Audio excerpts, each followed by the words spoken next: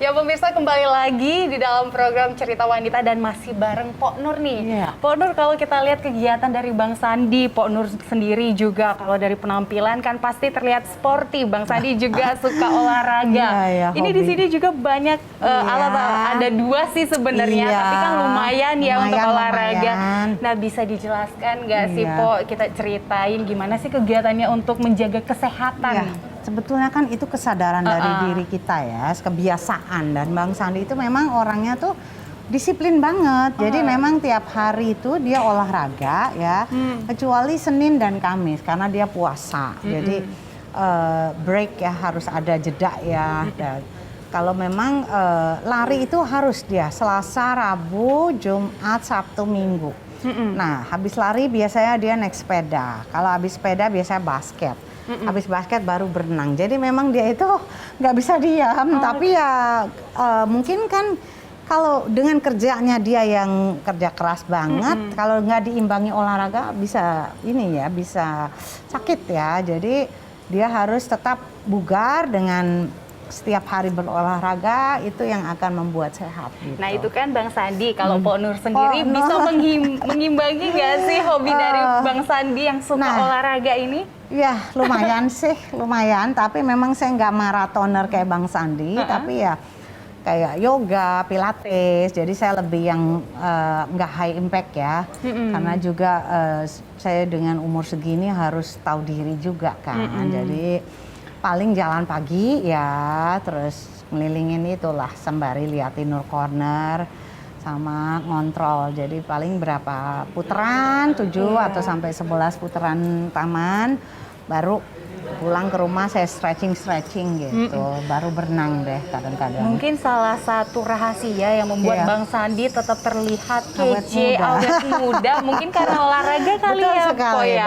Betul banget. Dan dia memang health conscious, makanannya juga makanan sehat. Jadi memang disiplin sekali dia. Kalau makanan itu Pok Nur yang atur atau permintaan Bang Sandi? Saya yang atur, dan dia juga harus kalau ke daerah ini yang nggak bisa dicegah ya, karena kan disuguhin segala macam. Tapi kan dia besoknya lari, jadi nggak masalah juga gitu. Biasanya apa sih makanan kesukaannya dari Bang Sandi? Kesukaannya Bang Sandi sih simple ya. Kalau makanan rumah itu biasanya pare, ikan-ikanan dia seneng gitu ya. Enggak yang gimana banget gitu. Justru dia nggak terlalu suka daging. Jadi dia lebih seneng ikan, lebih seneng sayur-sayuran gitu. Tumis kangkung, tumis pare, kembang pepaya gitu. Jadi memang simple kalau Bang Sandi. Terus untuk makanan setiap hari ini yang dimasakin sama Pok Nur atau seperti apa kalau saat ini, Pok? Kalau setiap pagi sih saya bikinin dia cuman jus aja, buah-buahan ya. Terus sama musli. Musli itu apa ya?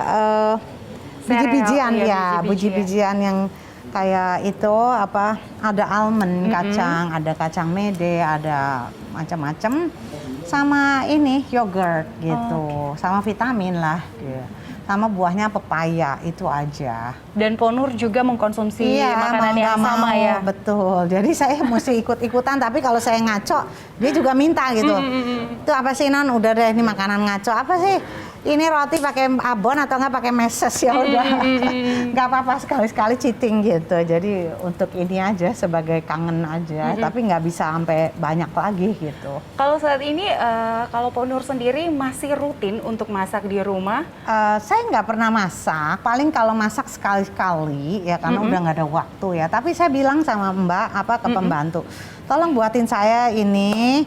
Jadi saya kasih tahu apa aja bumbunya, ini bawang putih kamu chop terus sama ini, misalnya saya lagi pengen makan spaghetti atau udah ibu kasih tahu sebentar, nanti kamu bikin ya, habis ini terusin gitu. Oh gitu.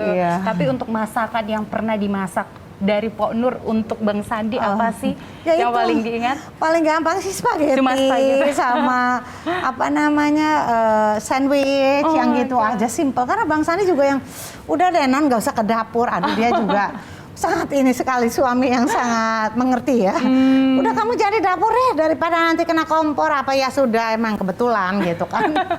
Jadi ya udah cuman masakin air yang tinggal cetek aja, apalagi sekarang kan lebih gampang. Dia lebih senang ditemenin ya udah. Jadi karena hari-hari kan kita udah jarang ketemu karena dia sibuk, dia di ini, tapi kan kita tetap aja dengan FaceTime, dengan ini ya dia kangen aja kali dengan ocehan saya yang bawel gitu jadi. Jadi memanfaatkan waktu daripada habis di dapur, mending nemenin saya. Bener. Gitu ya. Mungkin daripada dia juga nanti merem-melek makan masakan saya yang nggak karu-karuan. Iya, Pak Nur, kalau kita lihat juga yang menjadi sorotan mungkin banyak perhatian netizen ini dari penampilannya Bang Sandi. Oke. Selalu sporty. Pak Nur juga seperti itu. Sepertinya kelihatannya suka nih untuk koleksi-koleksi sepatu-sepatu sporty. Iya, sebetulnya memang Bang Sandi itu sepatunya ya sejak jadi ini UKM. Aduh, yang saya heran udah dikasihin setiap orang ke rumah gitu minta dari ujung sampai ujung. Saya cuman gini, aduh Bang, nih sepatu kok nggak habis-habis ya, malah makin nambah. Lucu, makin kita kasihin orang, siapa yang mau kadang-kadang, aduh bagus ya, ambil. Bang Sandi kan orangnya gitu. Iya. Nggak habis-habis, datang ya sudahlah emang rezeki kali ya. Tapi kalau mau ini silakan, nanti pasti dikasih sama Bang Sandi kalau. Jadi beberapa sepatu dia maupun sepatu saya ya udah ambil. Kamu tuh kenapa sih Non nggak pernah pakai sepatu Bu? Ya diminta terus ya udahlah. Nggak, jadi kebetulan juga ya udah saya ngalah aja, saya bilang nanti kan bisa pesen lagi jadi gitu. Dan kalau untuk saat ini sepatu-sepatu dalam negeri mungkin adakah yang Pok Nur suka dan Bang Sandi suka banget saat ini? Itu ada merek Prabu ya, terus Kewa itu, terus yang Nusa, banyak sekali sih, banyak banget. Saya sendiri sampai bingung, gila ya ini buatan Indonesia tapi keren-keren. Berarti nggak kalah keren dengan buatan-buatan dari luar negeri. Saya aja ya? surprise karena ya udah saya lagi pesen ini yang emang waktu kebetulan waktu Pilpres itu semua orang teman-teman saya sih, aduh keren deh sepatunya Nur. Ya udah nanti aku bikinin ya saya bilang.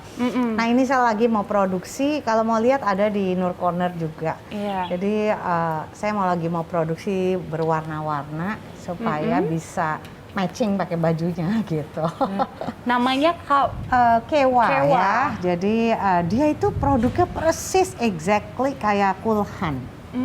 Iya, jadi saya sepatu tuh paling nyaman tuh memang si selama ini yang saya pakai ya selain kalau sneakers kan jadi ini si Kewa ini dia bisa menyamakan dengan si Kulhan itu. Saya agak tercengang gitu, wah jangan-jangan memang kan sebetulnya kan produk luar negeri itu bikinnya di Indonesia.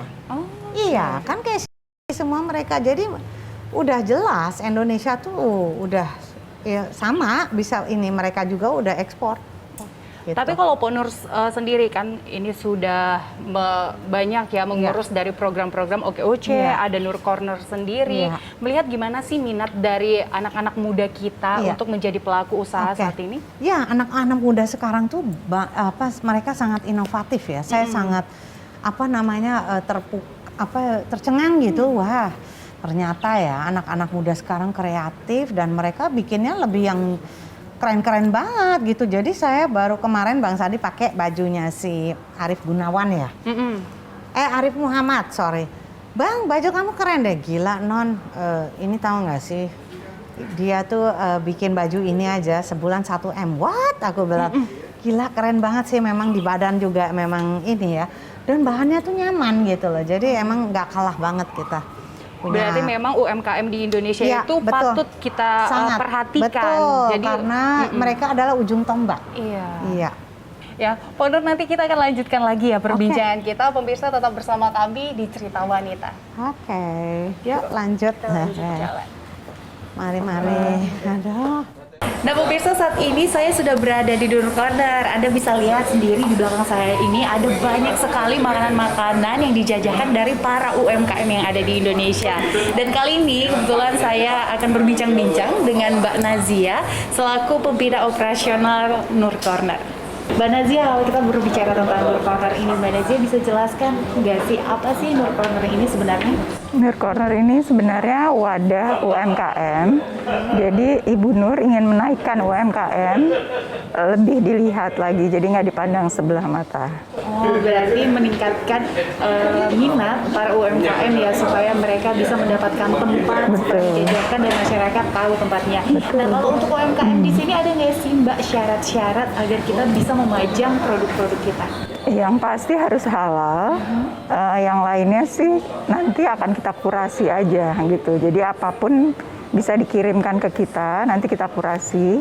Setelah lolos kurasi nanti kita kabari dan bisa mengirimkan barangnya ke kami. Untuk Nur Corner ini sudah berapa lama sih Mbak di sini beroperasi? Sebenarnya dari awal 2020. Jadi pas saat awal-awal pandemi kita buka sebelum pandemi deh, sebulan sebelum pandemi. Setelah itu pandemi, tapi alhamdulillah masih bisa beroperasional. Sampai akhirnya 3 bulan yang lalu kita tutup untuk renovasi. Nah, baru buka lagi 3 minggu yang lalu. Memang karena sebenarnya banyak ya tempat-tempat untuk menjajakan UMKM pun terdampak karena pandemi ini. Nah, untuk Nur Corner ini sendiri Mbak, sebenarnya targetnya untuk kedepannya seperti apa dan sejauh ini sudah berapa UMKM sih yang sudah bergabung di sini?